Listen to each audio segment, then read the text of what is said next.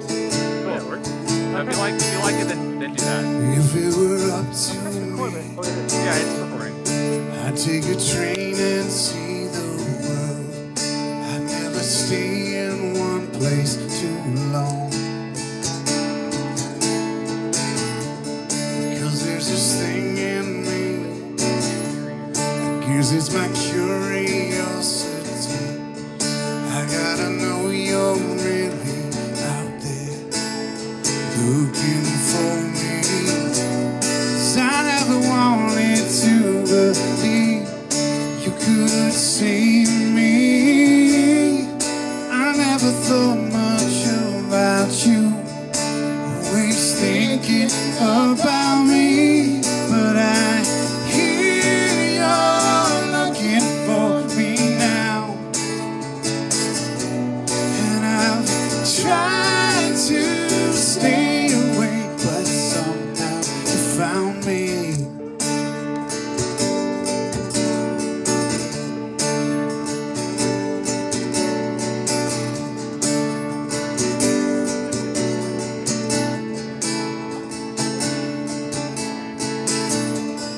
I've seen the wind in trees, I've watched a baby take first breath. Sometimes my doubts can overwhelm me. This world is so much pain, it feels like we're on our own to face it. I gotta know you're really out there feeling this pain. 'Cause I never wanted to believe you could save me. I never thought much about you, always thinking about me. But I hear you're looking for me now, and I've tried to stay away, but somehow you found me.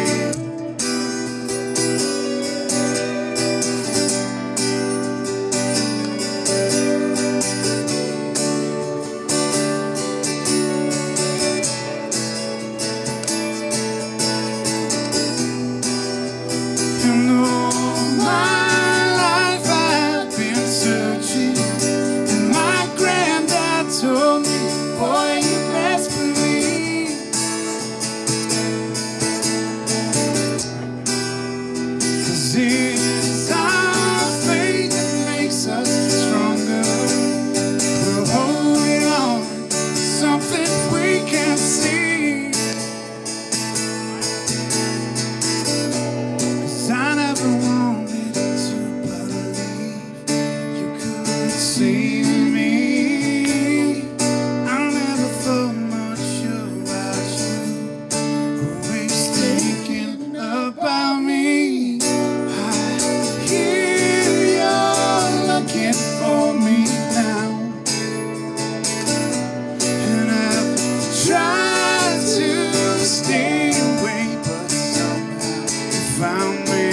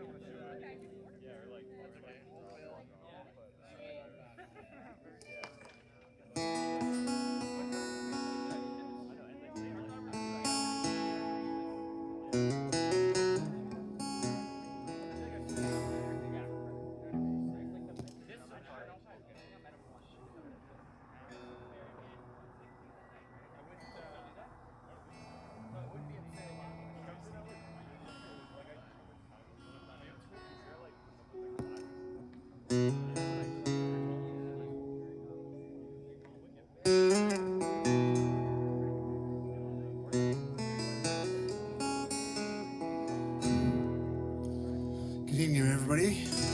We are called the Martin Brothers Collective.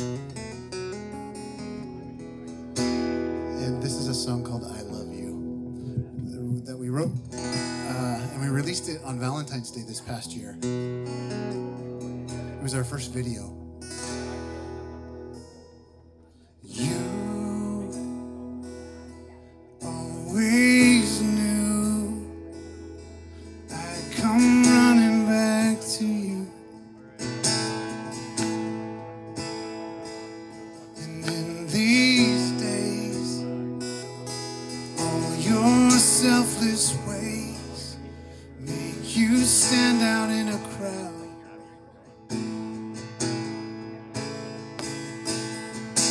'Cause you know everything of me.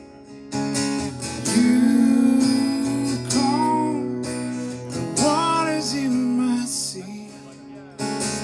You feel every breath I breathe. I love you. I love you. You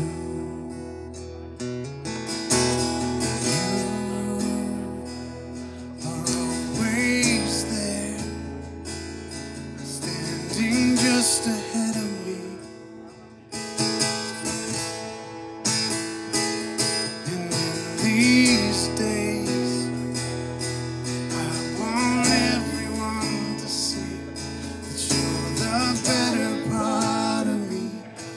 You are everything I need.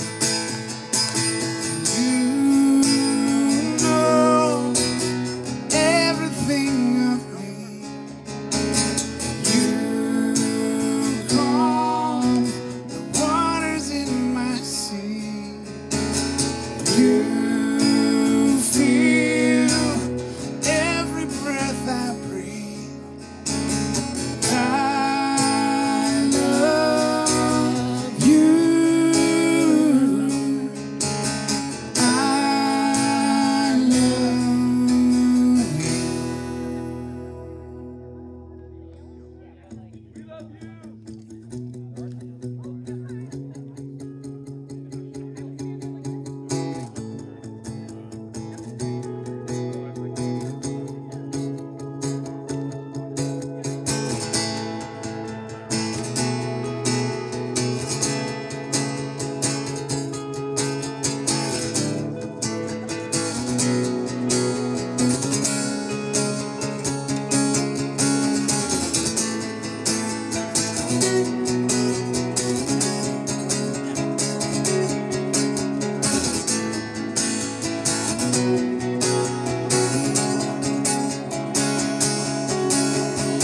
You know everything of me. You calm the waters in my sea. You feel every breath I breathe. And I love you. You know everything of me. You calm the waters in my sea. You feel every breath I breathe. And I love you. I love you.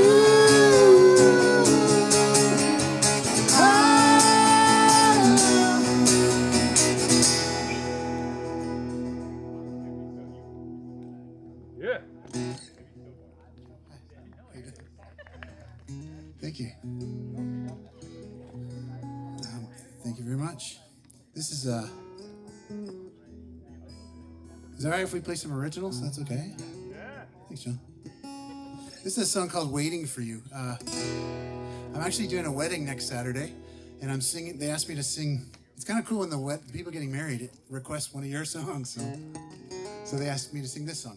This song, quick story about this song. Wrote it for my wife, and a number of years ago, my sister called me at like Christmas time and said, Darin, you should put this song in the CBC Valentine's Day love song contest. And I was like, what?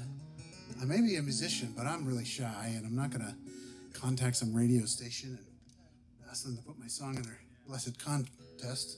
But I did, and so I just sent off an email, and I totally forgot about it. And then that was at Christmas time.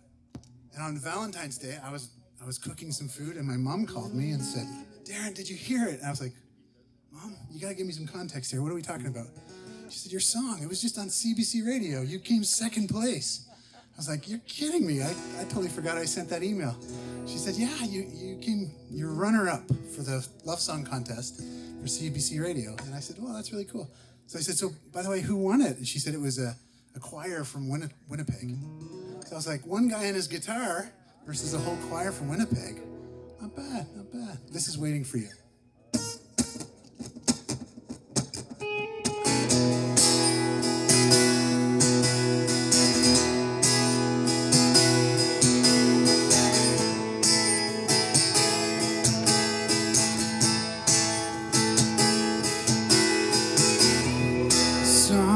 Sometimes the sun shines brighter in the stories that I've told.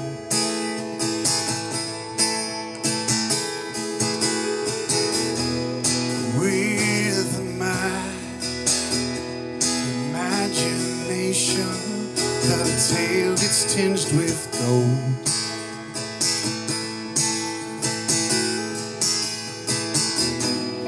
I just saw an angel float into the room. I hope you notice me, noticing you. I've been waiting for you.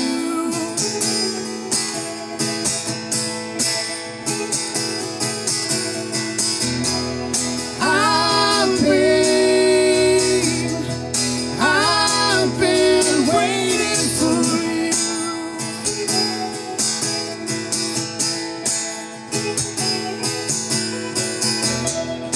Sometimes the bars shine brighter outside the city walls.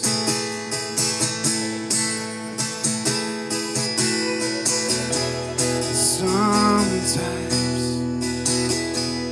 imagination gets the better of us all.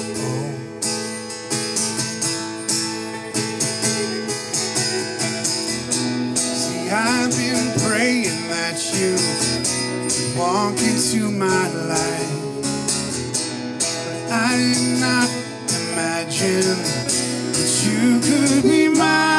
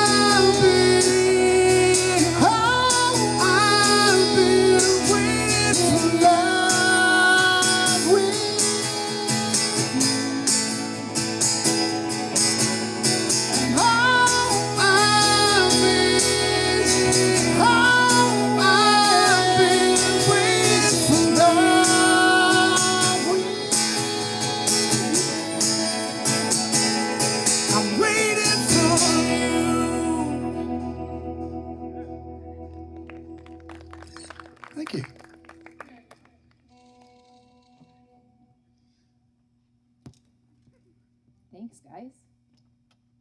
Okay. Can you... Mic turned up or no? Yeah, it's on.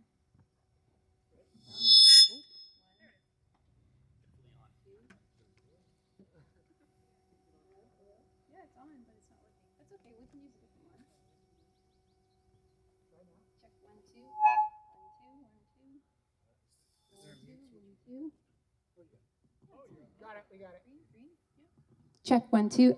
There we go. Perfect.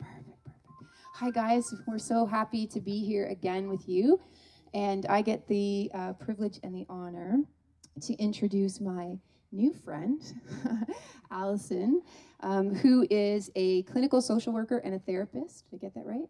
Yes. And so really looking forward to tonight's talk. So prep your questions and get ready. She's got lots of good answers. So come on up, Alison. Can you guys give her a clap of thanks on her way up? Wonderful.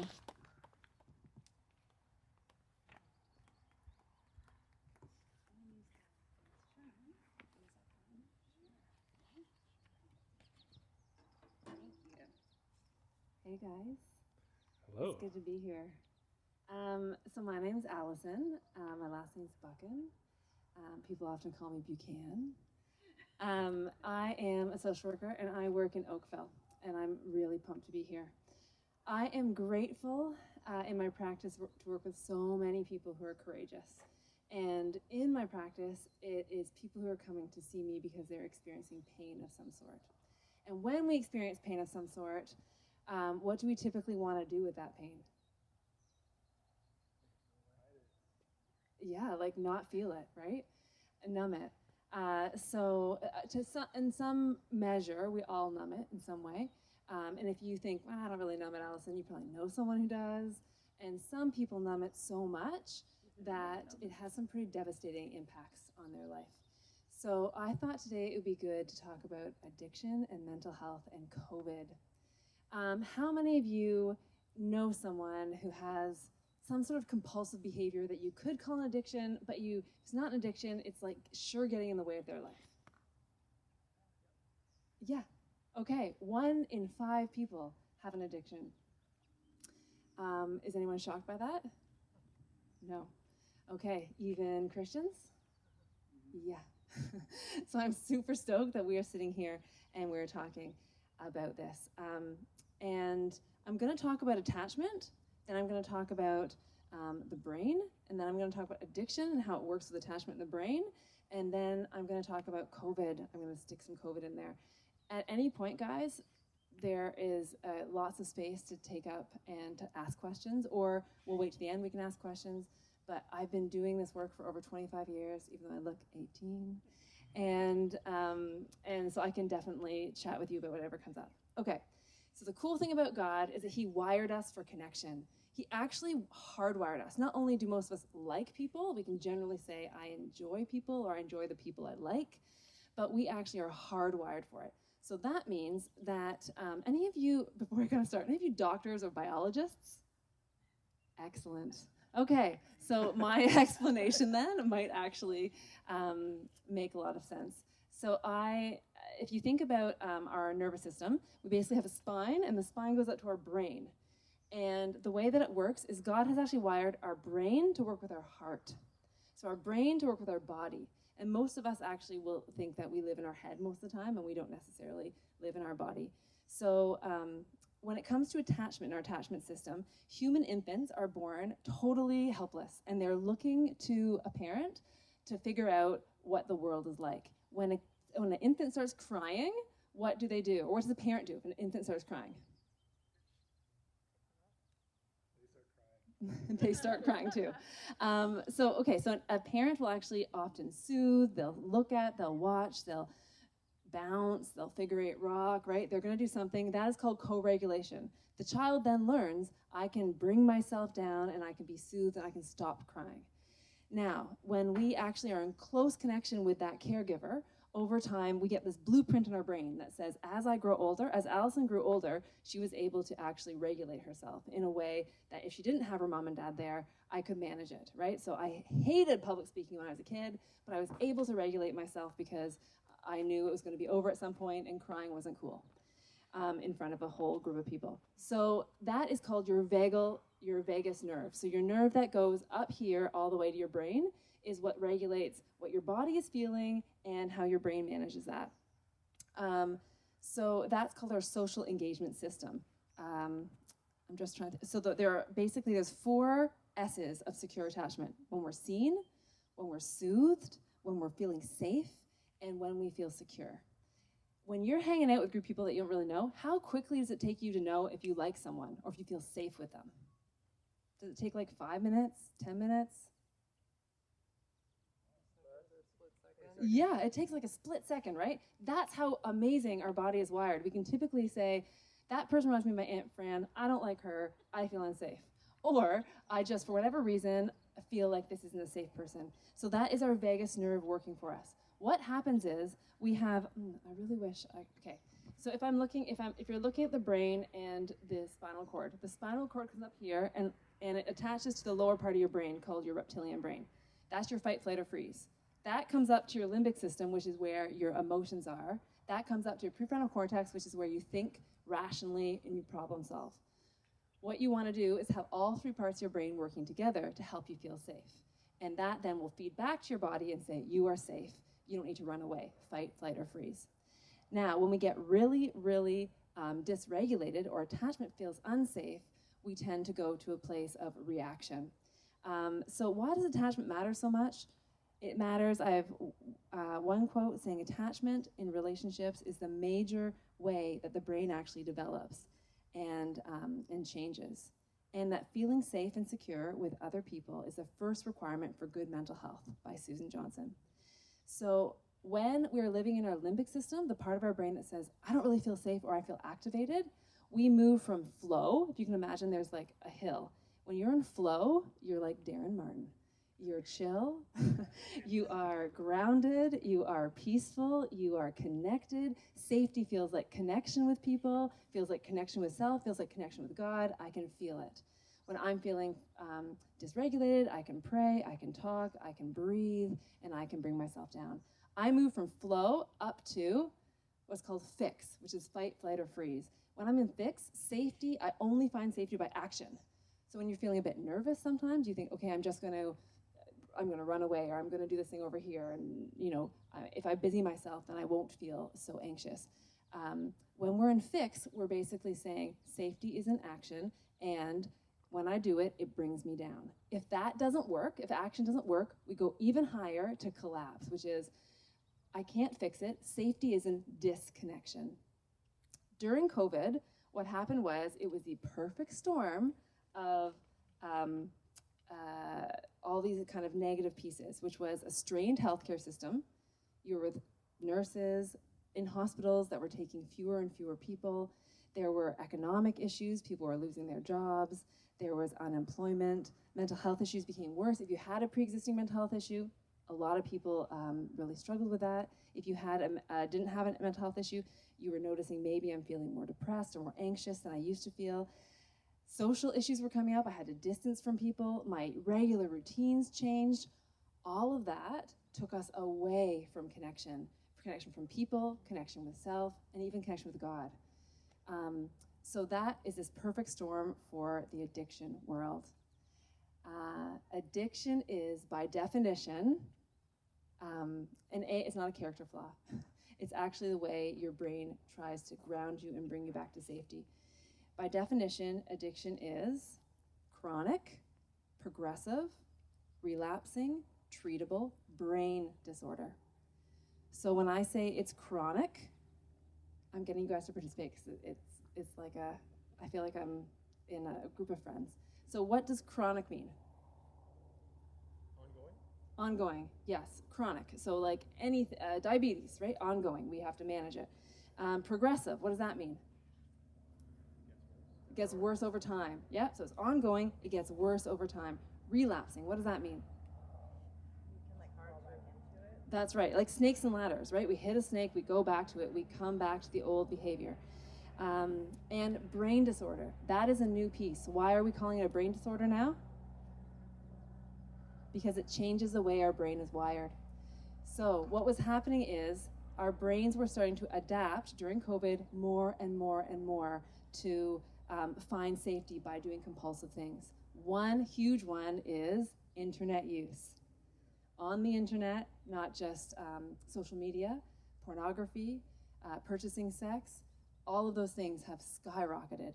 So I'm going to back up and say, what are some things that we can be addicted to? Let's start with substances. What are some substances that our brain can actually become addicted to? Caffeine, thank you. Alcohol. Sugar. Sugar mimics cocaine as a stimulant, that's right.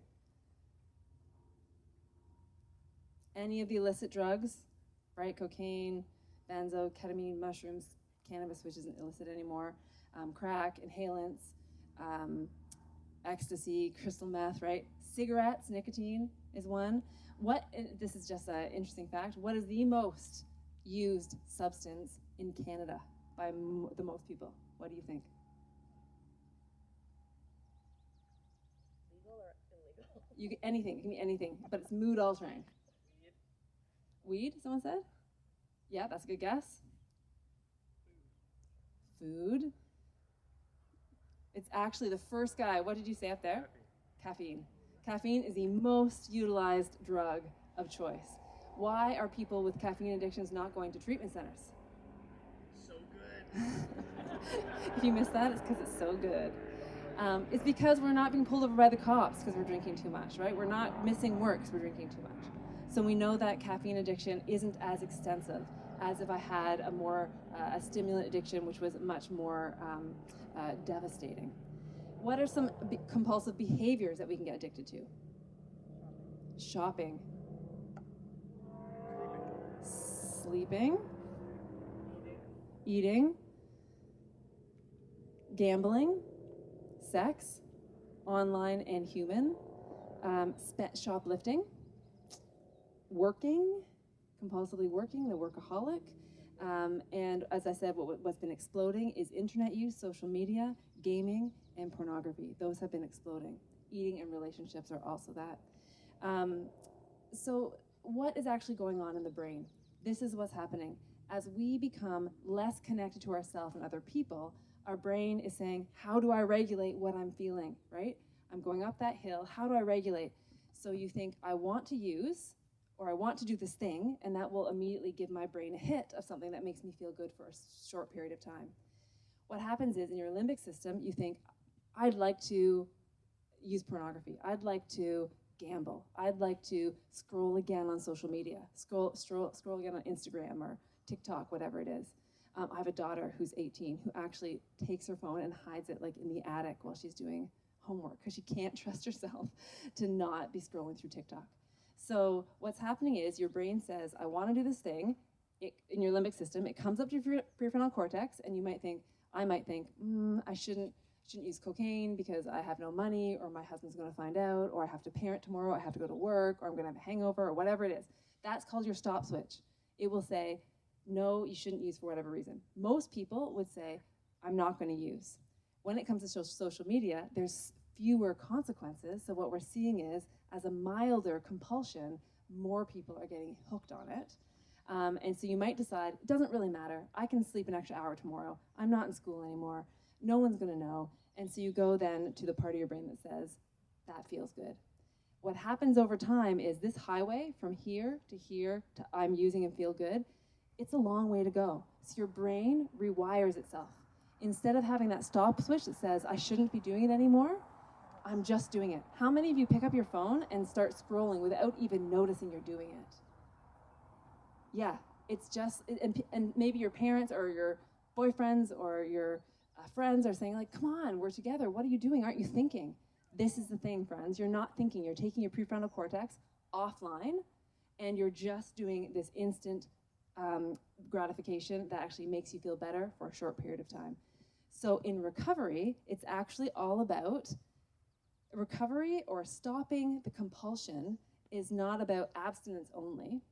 The antidote to addiction, the antidote to compulsive behaviors is what, do you think?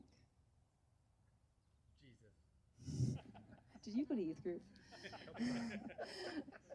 The antidote to compulsive action is attachment. It's connection. It's connection with self. It's connection with others. Others includes God. That is the antidote. When you are addicted to alcohol, what is the one thing that you hear on movies, that you hear people do when they're in recovery? Where do they go? AA, Alcoholics Anonymous. People can't get sober, guys. Very few people can get sober without other people, because the antidote to using substance is, or doing compulsive behavior, or gambling, or sex, or pornography, is other people who get it. When other people get it, and we talk about it, and we share about it, actually, changes your brain wiring over time. So as you change your brain wiring and you start to do the opposite thing your brain wants to do, so the only way to stop things, we'll say social media scrolling, is to actually do the opposite to what your brain wants to do. So it's like you are so used to always going, every morning you go to Starbucks and you decide, I kind of do it every morning on my way there. To stop it, it means I have to rail against my regular routine, my regular ways of being, and build a new pathway. So if you can imagine that I want to scroll, I feel good. I want to scroll, I feel good. I want to scroll. That builds a superhighway across your brain that takes your prefrontal cortex offline. We'll call it the 407. What happens if we decide I'm going to shut the 407 down? I'm no longer going to use pornography every night to go to sleep. I'm no longer going to use pot to relax myself. What happens if we just stopped using the 407? What would happen to that road? It would shut down, right? It would shut down, and then a year later, it's shut down. No one's using it. What does the road look like? 5 years later, what does the road look like? 10 years later, it's overgrown. 10 years later, if I take a flight over the road, as long as nothing else is built on it, can I see the road still? Yeah, you can. It's like if I cut myself, guys, and I start bleeding, and I scab, and then I scar, and I no longer am injured in that place, but I will always see it. This is why if you are actually have an addiction, not just a compulsive habit, but it actually crosses the line to, I need it, my life is unmanageable, I'm using it all the time. Some people have to actually abstain for a period of time or a tight control. And what you're doing is you're trying to shut down that superhighway, the 407, to bring your prefrontal cortex back on board that says, I'm not going to do this thing. So that is why AA and other places talk about abstinence, and that is how we shut it down. So as we look at each other and we know we're wired for connection, and we decide, now I have maybe another mental health issue, maybe now I'm using alcohol, maybe now I'm using marijuana more, I can tell you that there's something called concurrent disorder. If I have an issue with alcohol, it's a depressant. It's in the depressant category. Often when you struggle with depression, you are attracted to substances that are in the depressant category. Instead of actually having the effect of causing more depression, if you have a brain that is low, it will actually make it have a paradoxical effect, and you experience an up at first with the use of alcohol until it drops. So even the substances we choose, if we choose mood-altering substances, are chosen for a reason, and often because of a mental health pre-existing issue, we might actually choose another substance.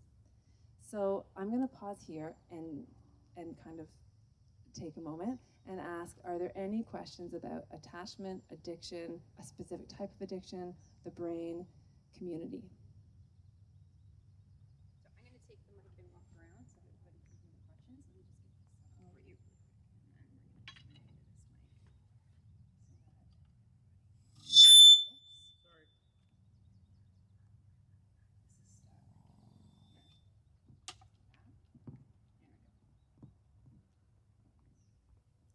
Okay, go. Questions.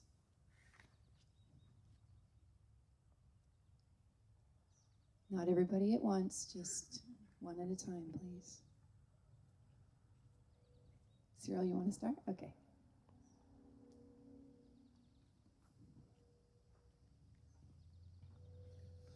I don't want to start too heavy, but I had a high school friend that was close to when we were little, and we'd see each other once a year or something. Reach out on Facebook, kind of say, "Hey, can we talk sometime?" And I said, "Yeah." And then it kind of fell apart. And then I hear later, it's probably a year later, but during COVID, he's passed away from an opioid overdose, which I had no clue that he even used.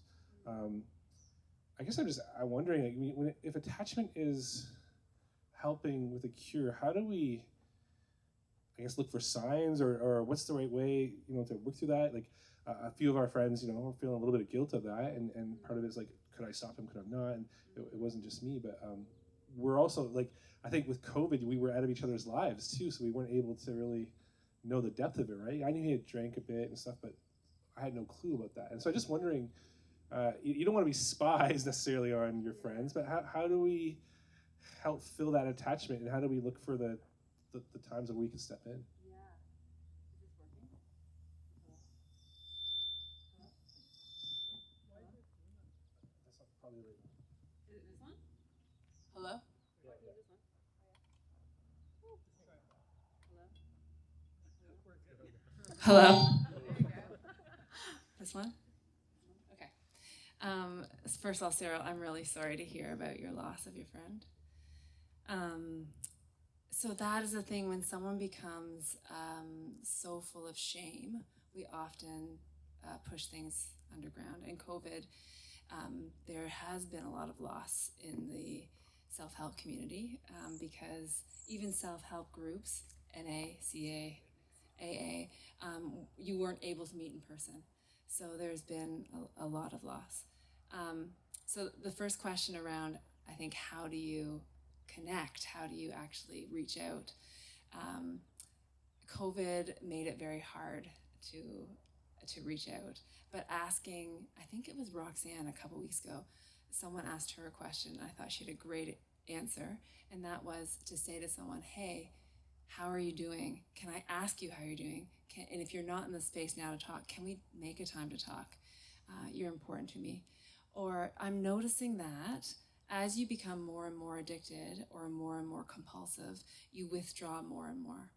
So you might notice, I'm noticing that you're not hanging out as much with people. I'm noticing that you've stopped sharing as much. I've noticed you're sleeping more. I'm noticing that your mood seems low, that, not being awkward about saying things directly. Addiction or compulsivity is a super awkward thing. I think people feel uncomfortable talking about it.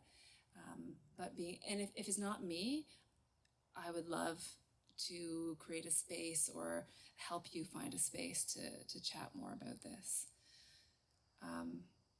That's staying as authentic with one another as you can. Shame will put everything underground. So even naming, sometimes if someone tells you something that's hard, instead of saying, that's no big deal, or diminishing it, minimizing it, rationalizing it, or straight up denying it. You don't have a problem. You're not as bad as Joe over there. Look at him, like he's all the time out drinking. Actually just listening and holding space and leaning into that. Sometimes that might mean sharing yourself. I've struggled too. It might mean asking questions. Why? The most fabulous way of sitting with someone is saying, tell me more. Tell me more. You don't have to get it. You don't have to agree with it. We just have to lean in and say, tell me more. And when someone says, tell me more, it allows the person the invitation and permission to step into that space. That's great. I love that you're giving us actual phrases that we can say, because that's really powerful. It's like, well, listen to somebody, but knowing what actually to say so that the other person can translate that into, I want to hear more about you, and I'm just going to quietly listen and receive it, is really helpful, because I feel like that those are the hard moments, is like knowing how to say it to someone.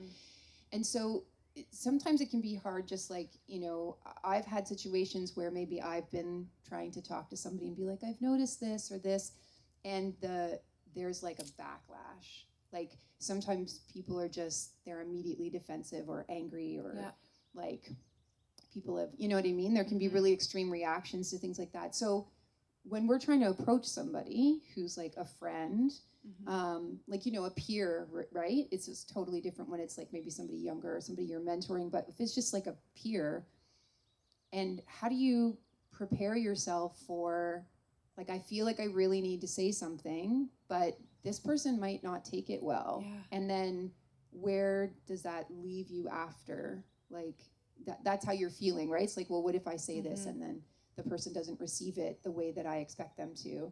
So going into the conversation, how do we have to frame the way we're thinking about it in order to be honest and straightforward, but also to be prepared for, like, this may not go well.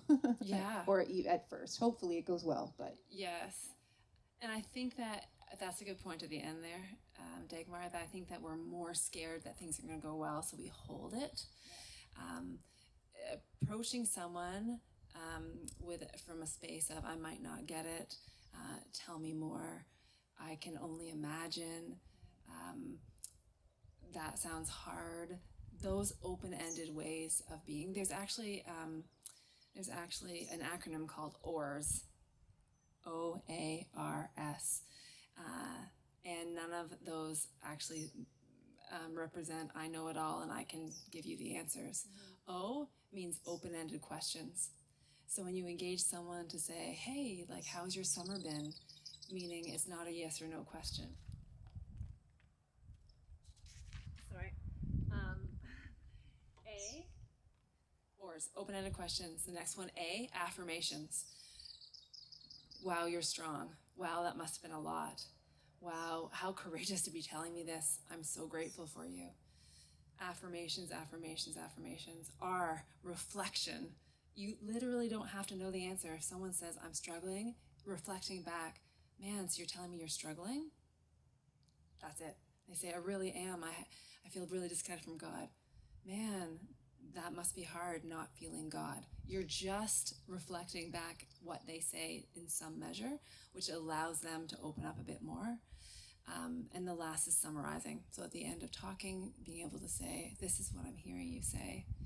Tell me if I've missed something, and I'd love to hear more. Or, I don't know what to do. Is there a way that you can help me? Because it is really sacred ground and to walk into someone's life in that kind of way.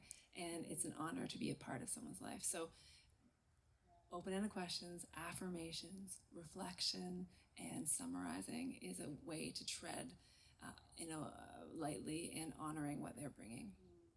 That's a really big, like, relief to hear that, because we always, like, in our wanting so much to help somebody, feel like we have to have an answer. Like, so we have to be able to give them advice or say something, or and oftentimes when people are struggling, especially with mental health, it's like you almost guaranteed are going to say the wrong thing. Like, even in your trying to say the right thing, you're going to say the wrong thing. And so just listening and reflecting back is really powerful. It's actually amazing to see it, like, in process, because it seems like, oh, that's so simple. It would feel weird to say, tell me more, and then wait. But it actually does, like, really give that person space. And just being heard is so valuable and so healing. Like, there's a huge amount of healing that can help in just being heard. So I love that we're talking about that. During COVID, I heard and got so many calls and just, connections with people who are really, really struggling through COVID with sexuality. And so whether that would be like loneliness, and then people acting out sexually from this, like, lonely space, people participating in porn, there was a lot of people talking about it.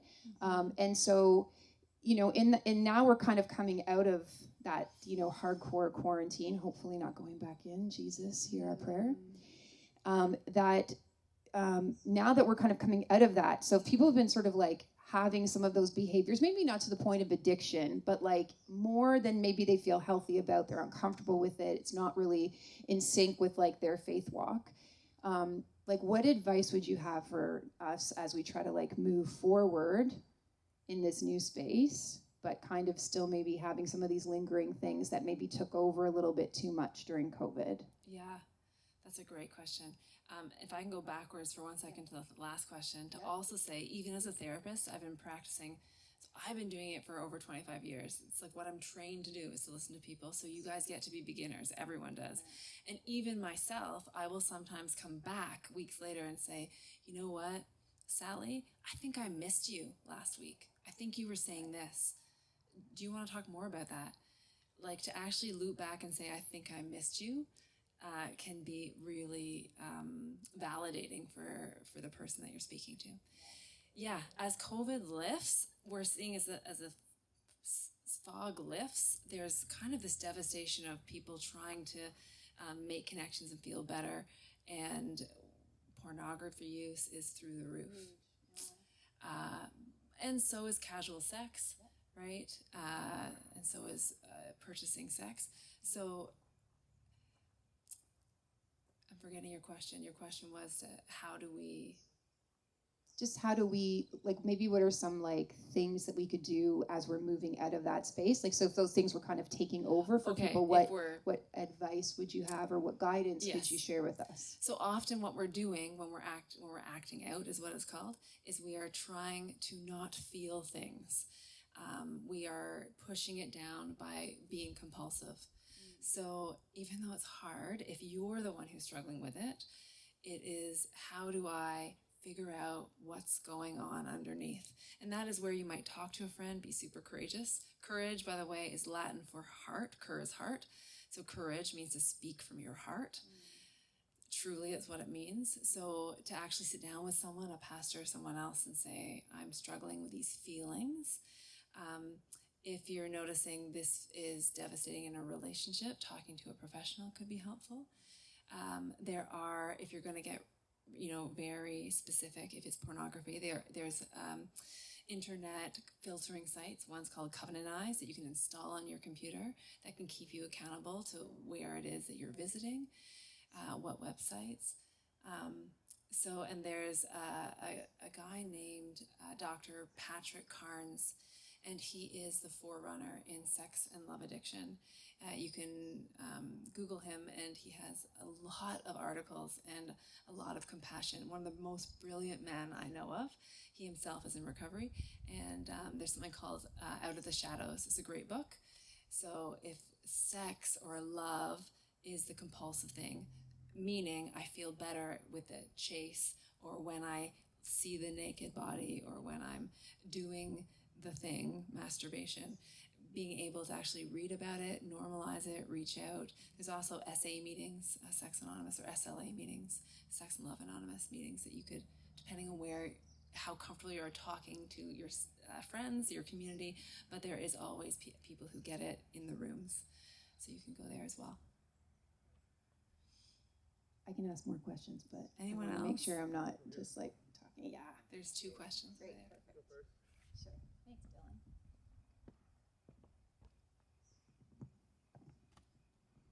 Hey, I guess this might be a little bit of a connection. I was wondering about connections between trauma and addiction. Thinking about a specific person related to childhood trauma and addiction. Yeah. Thank you. What's your name? I'm Joel. Hi, Joel. Allison? Allison, good Sorry, to I be here. came late, guys. That's okay. Thank you. You know what's so interesting, Joel, about that? I entered into addictions work out of my internship of social work, and immediately I realized addiction is a window, friends, into pain in someone's life, and often it is into trauma. So trauma in complex childhood relational trauma is, it means it's not like I had a car accident and I'm addicted to Tylenol 3s, which can be the case, and that can be traumatic. That's called a big T trauma, and is sometimes more easily treatable than complex childhood trauma. So yes, there is a link, absolutely. Often, if as a childhood, that blueprint I was talking about, there was no ability or limited ability for people to learn to regulate, then the way, kids will always find a way to regulate, right? Always. So finding a way to regulate into adulthood is often addiction or compulsion.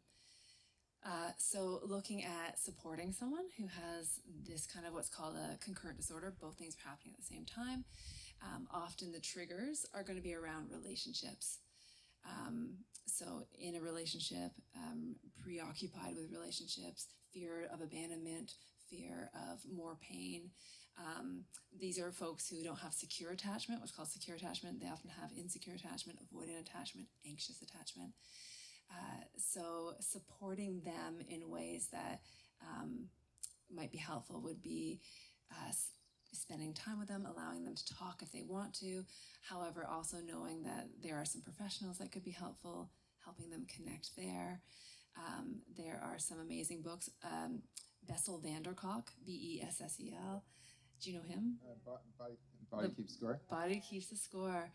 Please read it if you haven't. It's incredible. So it talks more about the body connection. But what if you notice someone's very dysregulated? Quickest way to help someone come back without using substance, if you're able to, is 5 senses. So you come back into the body. Tell me 5 things you can see. What are 3 things you can hear? What are 2 things you can touch? What are 1 thing you can taste? What's 4 things you can smell? And just by doing that, your brain leaves that 407 highway we talked about that now is being activated because there's a rupture or there's something that's scary or anxious, and it brings them back to your prefrontal cortex, which brings you back to regulation, which is that flow place that I was talking about, Darin Martin. Flow, fix, freeze, or collapse. So you're bringing them back there. Is that helpful, or is there more? Yeah, I think that's good. I had a second question. Maybe I'll throw it down. Okay. I guess I've heard the concept of core longings, so like things that we're all seeking for. Yeah. I don't know if the connection between that and addiction as well. I mean, obviously, we Yeah. all struggle.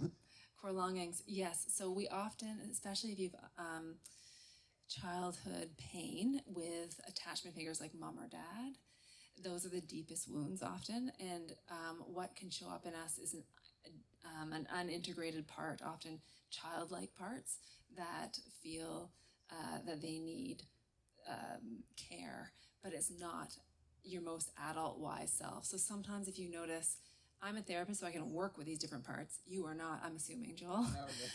Nope. So what we can actually do, if this person is disclosed, like sometimes relationships make me dysregulated and I have trauma and then I want to drink, is you can use your 5 senses. You can also say to someone with these core wounds, hey, pretend it's me. Hey, Alison, can the most adult wise part of you be present with me right now? You know, you're 45 years old. You're right here in Oakville, you're in Burlington, you're grounding them and calling them back to their actual age. Does that make sense? Yeah. Thanks, Alison. Hi. Hi. What's your first name? My name's Dylan. Hi, Dylan. So I know that something that can both cause and also both make you put off a lot of worry, a lot of addiction, is worry in itself. Mm-hmm. So how do you think worry can both be managed in terms of avoiding addiction, but also like not pushing it aside? Yeah, that's a great question. So not avoiding it altogether, worry, and managing it without then using a substance to numb the worry. Is that the question, Dylan? Yes. Okay. So when you think about worry, it's something that will cause your whole vagus nerve to become dysregulated to a hyper aroused place. It has nothing to do with sex, has to do with all your system going into alert. Oh no, oh no, oh no, danger, danger, danger. The way to bring you back down into your window of tolerance, or with the triune brain I talked about, is actually doing down-regulating things. So a down-regulating thing would be breathing, meditating, slowing it down, telling someone, being able to, often a substance which is used with anxiety would be marijuana or alcohol. So instead of grabbing for those, doing something that will down-regulate you, having a bath, talking to a friend, reading a book, watching a funny video, something to give you a gap before you actually use the substance. But anything is down-regulating. If you struggle with depression, your strategies will be up-regulating. So maybe you'll go for a run. Maybe you would, watch a really funny video. Maybe you would do something more active, Peloton, whereas yoga might be something you do to down-regulate. If you are struggling with anxiety in general, there's some great resources. Cognitive behavioral therapy is a great one, and there's lots of strategies around that are very usable and quick to use. Can you talk a little bit about, like, so you mentioned big T trauma, right? So those are like, that's like feels like obvious thing. Like you get in a car accident, that's traumatic. That's a big T trauma, right? But what about young adults that are just sort of like, you're beginning your life, you're sort of like becoming, like you're an adult, but you're just like at the beginning of that sort of beginning, you know what I'm trying to say? Like you're trying to figure out who you are, where you're going to go, what are you going to be, who are you called to be? And then often in that space, there might be like lots of little t trauma that people have experienced, but they don't necessarily think that it's maybe valid, right? They're like, well, I didn't like get pushed down the stairs today. That's not a trauma. But so could you say a little bit more about little t trauma and how that plays a role in things like depression and anxiety as we move through life? Yeah. Big T trauma, as you said, is often the things you might think about. So being abused, being in a car accident, something that feels really big and horrible. Little T trauma could be things like bullying, experiencing that growing up, having a parent or parents who were unavailable to you consistently, experiencing neglect, so you didn't get what you needed and had to maybe parent yourself or meet your own needs. Little T trauma could be things like, for instance, a diagnosis of ADHD. ADHD makes it hard to be focused because you have a very busy brain. So sometimes without that managed, you can experience little t traumas of relational ruptures growing up because you might not have been able to have a lot of good friends growing up because it was hard to stay, with those relationships. Little t traumas are things where you didn't get your needs met, and when you think back to them, you still feel the pain around it. Witnessing violence. If you have a mother or father who was in the army, or you had something called vicarious trauma, you heard things or saw things that were scary for you. Those are all little t trauma, and if you put those on top of each other, and they're unresolved, they actually get in the way of you feeling like you can securely attach safely. So little t trauma is sometimes more complex to actually treat or actually understand because it doesn't feel like a big deal, as you said. Thank you. Any other questions? Going once. Going twice. Okay. Did you have something else you were going to go back to, Alison, or were we just going to do questions and? If I had a flip chart, I was going to show a few things, but I think that's good. Okay, great. Yeah, thank you very much. Let's have a clap of thanks for Alison. That was amazing. So great.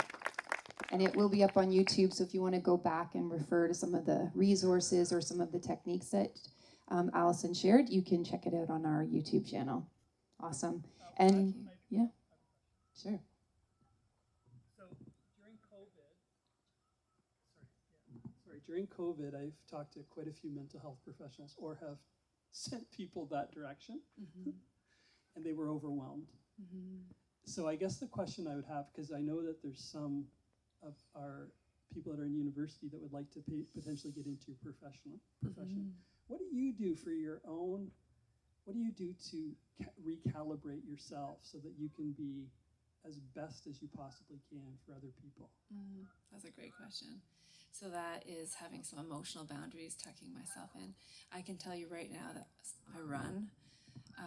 Running is helpful, but walking is also helpful. There's something called bilateral stimulation of the brain. So when you're walking, right, left is actually bilaterally stimulating your brain, which means that you are moving information from one very potent experience to memory, or what's called processing. Have any of you guys ever been you're frustrated or you're overwhelmed and you go for a walk, and at the end of the walk, it's like you can think about what it was more clearly, or you have an answer for something that you have been struggling with? That is because you are actually, literally, your body is processing and moving something that feels significant, hard, painful into the file called memory, called I've processed it. So at the end of the walk, I can think of that thing and say, it no longer sits with me as potent pain. So being able to process either verbally with a friend, I have a supervisor who I talk cases with through. Running is a big part of how I stay well. And making sure that I'm in flow, which is connection with self and connection with others and connection with God. And I know that your body will tell you how you're feeling before your brain knows most of the time. So by the time your brain knows I'm feeling anxious, your body is likely already, your heart's beating, your mind is racing. So being able to drop into your body and notice what is going on for me, what somatic experiences am I having, and what is that telling me I need? There's something called halts in addiction as you're moving to recovery. Am I hungry? Am I angry? Am I lonely? Am I tired? And am I stressed? Those are the core needs that we have. So if you're noticing that you're holding a lot, you've been talking to people, you've been carrying your own pain or weight, actually pausing once a day, halt, stop. Am I hungry? Am I angry? Am I lonely? Am I tired? Am I stressed? And attending to that so you come down from fix back to flow again. Thanks, guys. Yeah, that's great. Thanks. So if there's any questions that you have, Alison's going to stay for a few minutes and you can ask her. And this is also a topic that maybe that it's triggering or it's bringing something up for you. Even if it's not now, if it's later on, you can always reach out to us, myself, Cyril, John, and we would love to connect with you and help to talk to you about that. And thank you, Alison. Thanks, You're Deborah. amazing. Thanks, guys.